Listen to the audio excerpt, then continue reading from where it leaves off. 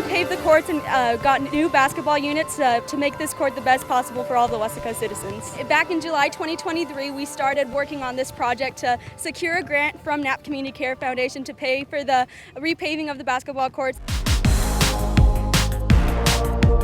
I know that there are some 7-, 8-year-olds out there that love basketball, that look up to our Weslaco High basketball players here. And I know that getting that practice in here, maybe some Boys and Girls Club students can come out here and play basketball. And it's a big benefit for those children that have dreams of becoming a basketball player one day. I've come to this park a bunch of times with my friends and I had a bunch of fun. We either go to the swings or we play in the basketball too. We're in the picnic tables. We enjoy this park and it's good to keep it clean.